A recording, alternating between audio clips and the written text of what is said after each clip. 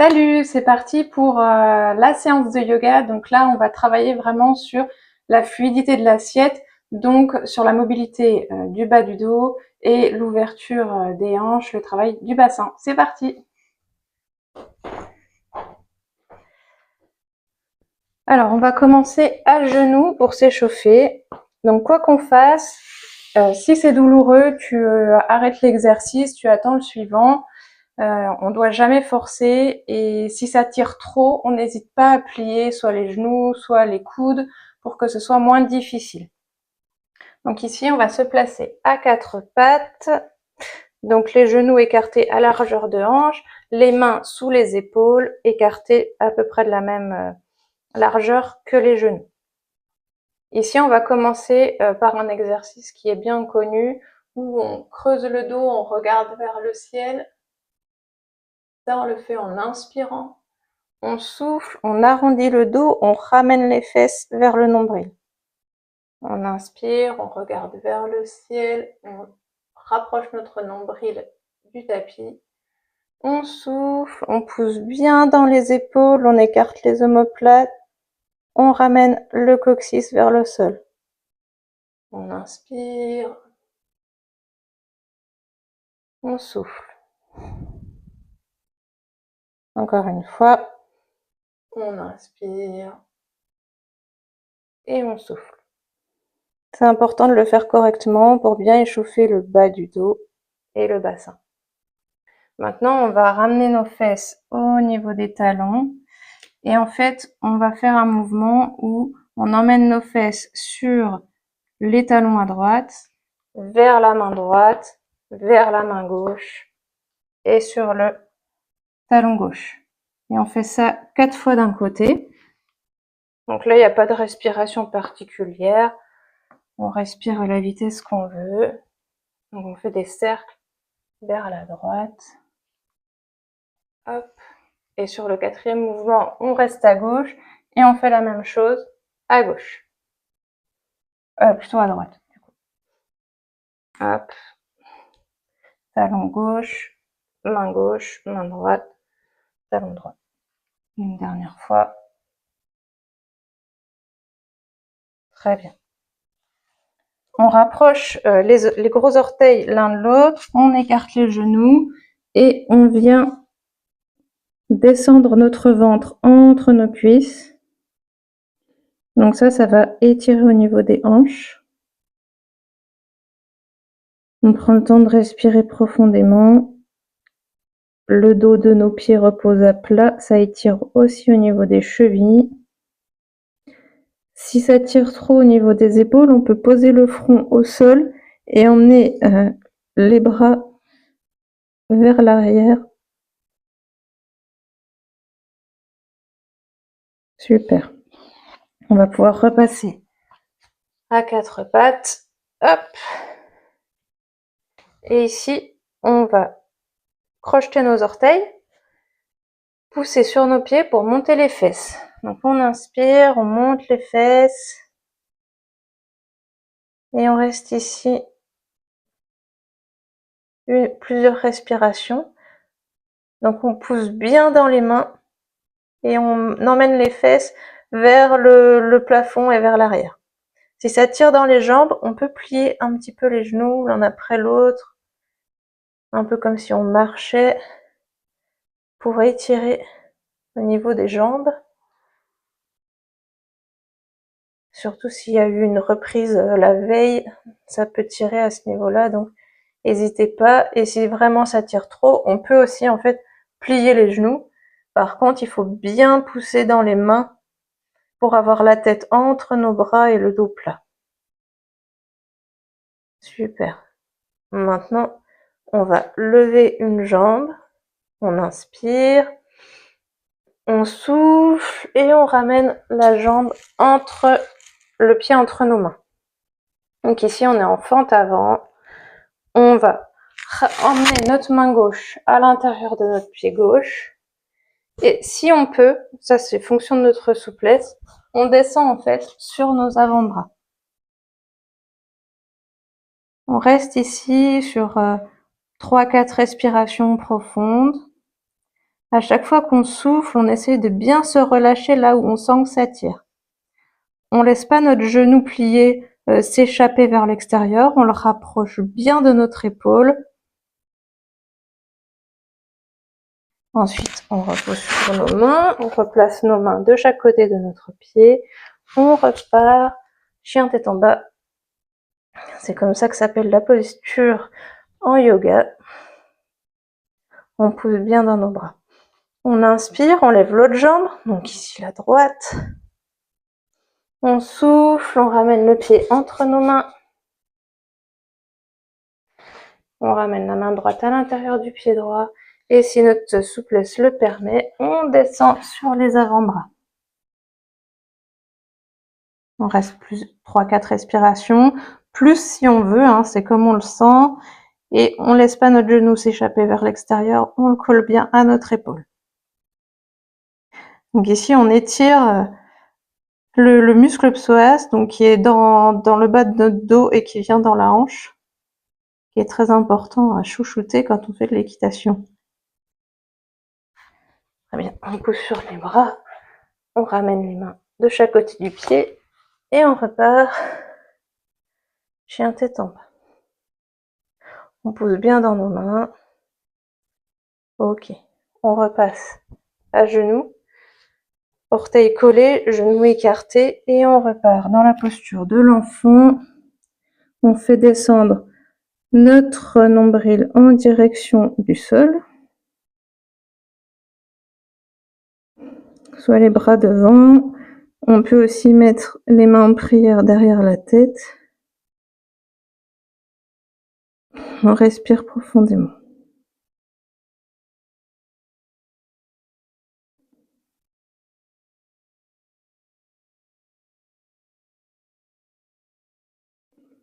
On repose les mains, on repart à quatre pattes. Maintenant qu'on a un peu plus échauffé le psoas, en fait, on va refaire les cercles avec une fesse, talon droit, main droite, main gauche, talon gauche.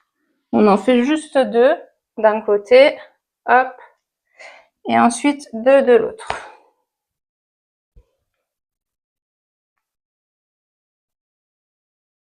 Très bien.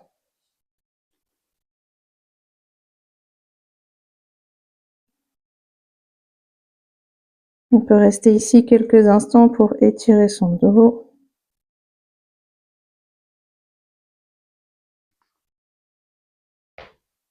Hop. On va croiser nos tibias pour venir en position assise. Donc ici, on va travailler sur l'ouverture de hanche. Je vais me mettre plutôt face à vous, comme ça. Donc on va juste plier une seule jambe. Donc on la remonte en fonction de sa souplesse, soit au niveau du mollet, à l'intérieur du genou, ou plus haut, au niveau même du pubis. Donc on laisse bien tomber notre genou sur l'extérieur. Et ici, on laisse notre jambe s'ouvrir. Si c'est douloureux au niveau de la hanche, on peut venir caler un coussin sous le genou si on veut. Donc ici, on cherche à venir se tenir bien droit et à laisser tomber la hanche. On peut faire des petits battements pour aider le système tendineux à se relâcher.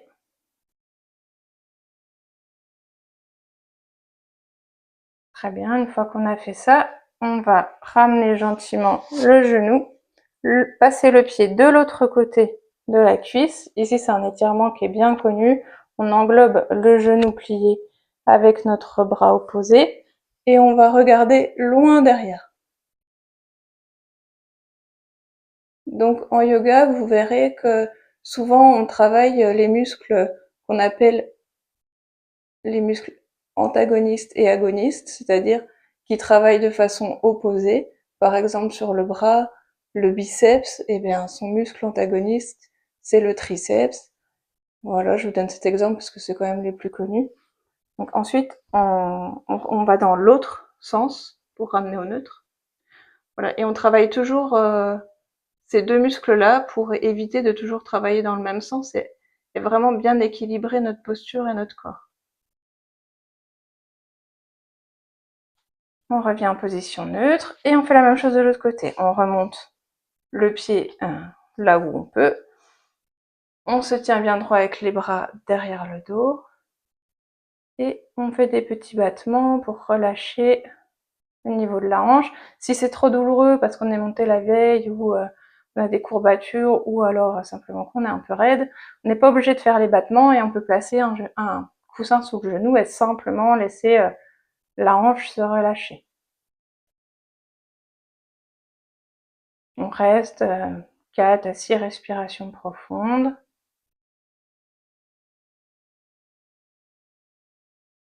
Super. Hop, on ramène tranquillement le genou. On peut s'aider avec notre main pour le ramener. On passe la jambe, enfin le pied de l'autre côté de la jambe opposée.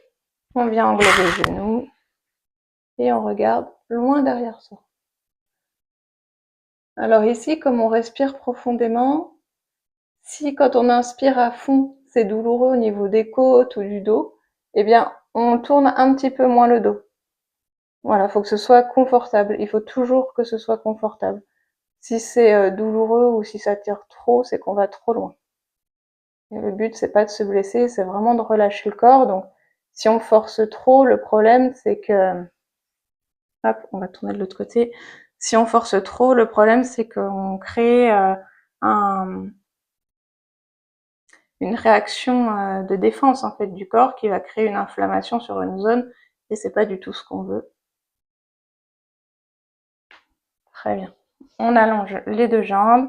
Et ici, on va se mettre en papillon, c'est-à-dire que pour le coup, on amène les pieds, les plantes de pied l'une contre l'autre. Et ici, au choix, soit on fait des petits battements, soit on met des coussins et on laisse les genoux tomber vers le sol. On n'est pas obligé de mettre des coussins non plus. On fait comme on le sent pour que ce soit confortable. Et on laisse les jambes se relâcher.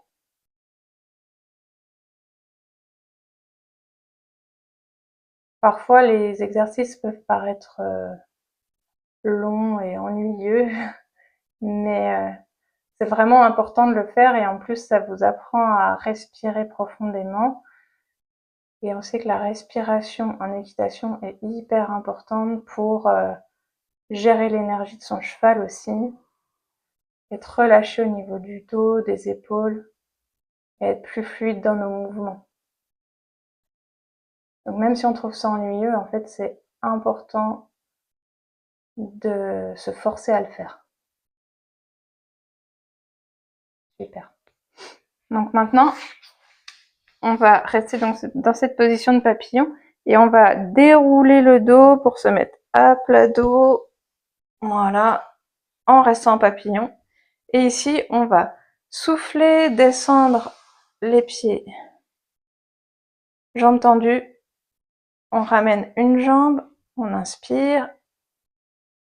On recolle nos plantes de pied l'une contre l'autre, on souffle et on descend. Et on fait ça plusieurs fois. Alors pour info, s'il y a des cavalières qui sont enceintes ou qui viennent d'accoucher, ça c'est un exercice qui est vraiment super pour travailler le bassin et le pubis en fait. C'est le travail d'une articulation qui bouge que lorsqu'on accouche. Et du coup, c'est important d'avoir de la mobilité à ce niveau-là. Hop, dernière fois. On ramène un genou et cette fois-ci, on ramène le genou à la poitrine. On le tire le plus possible vers son épaule. Ensuite, hop, on monte le pied vers le plafond et on appuie avec nos mains pour emmener le genou en direction de l'épaule et du sol. On laisse bien l'autre jambe tendue. Donc ici, on étire bien le psoas, ce fameux muscle qui est entre le bas du dos et la jambe, qui est beaucoup sollicité à cheval. Et le solliciter, c'est bien, mais l'étirer, ça lui donne plus de souplesse et donc potentiellement moins de risque de se retrouver avec des douleurs sur le bas du dos. On replie la jambe, on ramène tranquillement le genou On le pose, on ramène l'autre jambe, on étend celui qui était plié, et on fait pareil de l'autre côté. On ramène le genou vers la poitrine, puis on monte le pied vers le plafond, hop, et avec le poids de nos mains, on descend le genou vers l'épaule. Super. Moi, par exemple, ça tire beaucoup plus du côté droit. Peut-être qu'en montant à cheval, j'ai mis plus de tension sur ce côté-là la dernière fois. Et il va falloir que je fasse attention, du coup, à être bien équilibrée sur mes étriers à la prochaine reprise. Ok, on plie le genou, on ramène tranquillement. Hop, et on allonge les deux jambes. Ok. Donc ici, on reste les jambes allongées, les mains vers le ciel, et on écoute, on va dire, les bienfaits de la séance. Est-ce qu'on se sent détendu? Est-ce que les hanches sont bien relâchées? Voilà, c'est une séance pas trop longue afin que vous puissiez la faire facilement dans votre semaine. L'idéal, c'est de le faire au moins 2 fois, donc à voir si vous voulez plutôt le faire le matin, sur votre pause entre midi et 2 ou le soir. Du coup, un format court, c'est bien, on peut le caler assez facilement. Et je reviendrai avec d'autres séances. Comme ça, vous pourrez les combiner pour faire des séances plus longues quand vous en avez besoin. Et j'espère que cette séance vous a plu, vous vous relevez quand vous vous sentez prêt. Voilà, j'espère que c'était cool pour vous et puis on se retrouve bientôt dans d'autres vidéos.